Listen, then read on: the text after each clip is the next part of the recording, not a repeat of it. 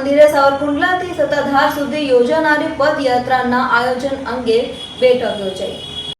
ધારી તાલુકાના ચલાલા ખાતે આવેલ સુરાપુરા દાદાના મંદિરે સાવરકુંડલાથી સત્તાધાર સુધી યોજાનારી પદયાત્રાના આયોજનને લઈને મહત્વપૂર્ણ બેઠક યોજાઈ હતી।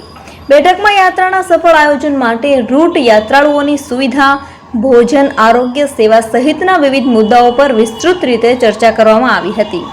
ચલાલા તેમજ આસપાસના ગ્રામ્ય વિસ્તારના આગેવાનો, સમાજના પ્રતિનિધિઓ અને સેવાભાવી કાર્યકર્તાઓ મોટી સંખ્યામાં ઉપસ્થિત રહ્યા હતા। યાત્રાનું આયોજન સુવ્યવસ્થિત રીતે પાર પડે તે માટે અલગ અલગ જવાબદારીઓ સોંપી કમિટીની રચના કરવામાં આવી હતી। સાથે જ સૌના સહયોગથી ભવ્ય, શિસ્તબદ્ધ અને સફળ પદયાત્રા યોજવાનો સંકલ્પ વ્યક્ત કરવામાં આવ્યો હતો। આ ચલાળાની ધરતી છે, દાનના સેવક દોન મૂળી અને ગીગો કહું હાકા પહા હરી નામે ભાઈ બહન ભારી આય।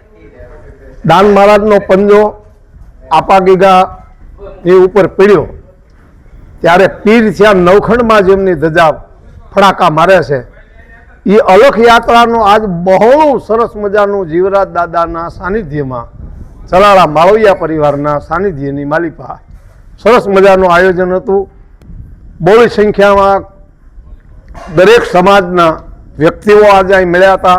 જય આપા ગીગા ચલાલા મુકામે આજે ચોથા વર્ષની અંદર જે પ્રારંભ થવાની છે એ સત્તાધાર અલખ યાત્રા એના આયોજન માટે ચલાલાની અંદર એ જે ભાવિકોની સમિતિ છે એમની એક બેઠક રાખવામાં આવી હતી।